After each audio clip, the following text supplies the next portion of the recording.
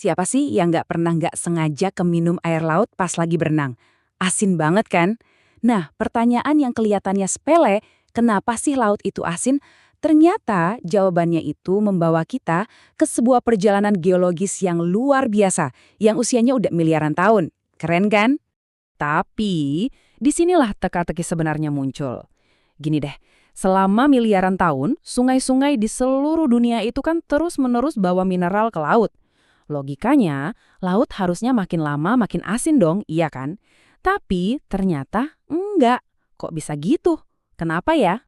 Biar kebayang seberapa banyak garam di lautan kita, coba deh bayangin, kalau kita bisa ngambil semua garam itu, terus kita sebarin di seluruh daratan planet ini, kita bakal dapat lapisan garam setebal 150 meter. Bayangin, 150 meter menutupi seluruh planet, itu jumlahnya benar-benar gila.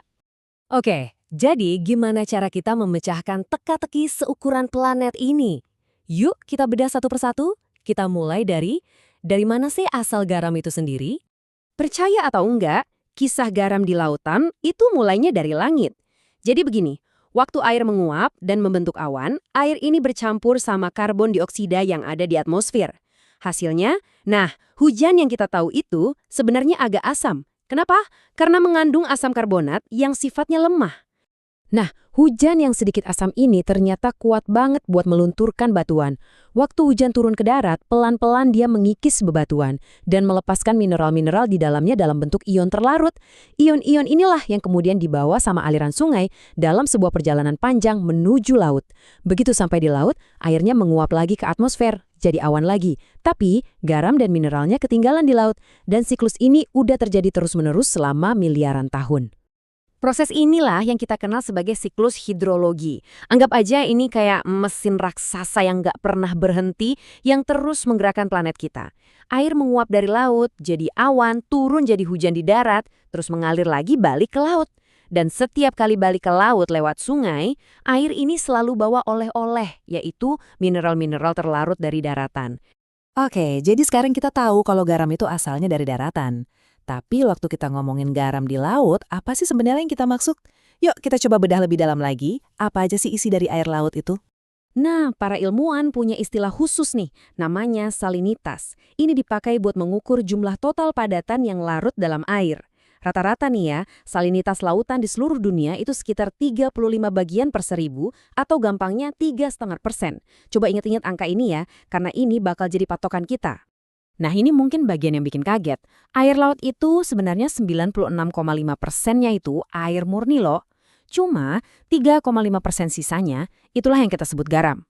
Dan garam ini pun bukan cuma natrium klorida alias garam dapur yang biasa kita pakai masak. Tapi ini adalah campuran yang kompleks dari berbagai macam ion terlarut.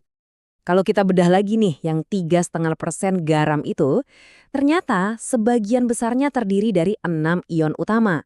Dan inilah bagian yang paling menakjubkan. Mau kita ambil sampel air dari Samudra Atlantik atau dari Lautan Pasifik, dimanapun proporsi ke-6 ion ini hampir selalu sama persis. Fenomena ini dikenal sebagai prinsip Fort-Chamber. Ini nunjukin betapa konsistennya kimia lautan di seluruh dunia. Luar biasa kan? Oke, nah sekarang kita sampai nih ke jantung misterinya. Kalau sungai terus-terusan nambahin garam, kenapa salinitas laut bisa tepat stabil di angka 3,5%? Jawabannya ada pada apa yang bisa kita sebut aksi penyeimbangan hebat yang dilakukan oleh lautan itu sendiri.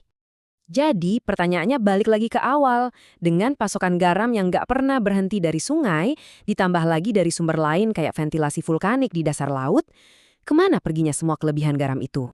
Jawabannya adalah lautan kita itu ada dalam kondisi yang disebut kondisi mapan atau istilah kerennya steady state. Artinya apa? Artinya, lautan itu bukan cuma sekedar tong sampah raksasa yang nampungin semua garam. Justru sebaliknya, lautan itu adalah sebuah sistem yang super dinamis di mana jumlah garam yang masuk itu seimbang sama jumlah garam yang keluar. Terus gimana caranya garam ini keluar dari lautan? Wah, ternyata caranya ada banyak banget. Misalnya nih, organisme laut pakai garam itu buat membangun cangkang dan kerangka mereka. Ada juga garam yang mengendap secara kimiawi, jadi mineral baru di dasar laut. Bahkan, ada yang dikeluarin lagi lewat ventilasi hidrotermal atau nempel ke partikel tanah liat terus tenggelam ke dasar. Jadi intinya, lautan itu secara aktif dan terus-menerus membersihkan dan menyeimbangkan dirinya sendiri. Nah, walaupun kita tahu salinitas rata-rata global itu stabil, bukan berarti setiap bagian lautan di dunia ini rasanya sama asin loh. Yuk kita lihat peta garam global buat ngecek variasinya. Perbedaan salinitas di berbagai tempat di dunia ini ternyata kuncinya bukan di jumlah garamnya tapi di jumlah air tawarnya. Jadi di tempat-tempat yang penguapannya tinggi, airnya jadi lebih asin. Sebaliknya di tempat yang curah hujannya tinggi, banyak aliran sungai, atau ada es yang mencair, air lautnya jadi lebih encer alias kurang asin. Coba deh kita lihat dua contoh yang super ekstrim ini. Di satu sisi ada Laut Baltik. Di sana banyak banget aliran sungai dan penguapannya sedikit, jadi airnya cenderung payau. Salinitasnya cuma sekitar 10 bagian per 1000. Nah, di sisi lain ada Laut Merah yang panas banget. Penguapannya tinggi sekali dan hampir nggak ada sungai yang masuk. Hasilnya, salinitasnya bisa sampai 42 bagian per 1000, bikin laut ini jadi perairan yang hypersaline. Jadi, ternyata rasa asin di lautan itu bukan sekedar hal sepele ya. Ini adalah cerminan dari sebuah keseimbangan dinamis yang luar biasa. Semacam catatan kimiawi dari seluruh sejarah geologis planet kita. Dan ini bikin kita jadi mikir, kalau lautan aja bisa cerita begitu banyak cuman dari garamnya, kira-kira rahasia apa lagi ya tentang masa lalu bumi yang masih tersembunyi di kedalamannya yang super misterius itu?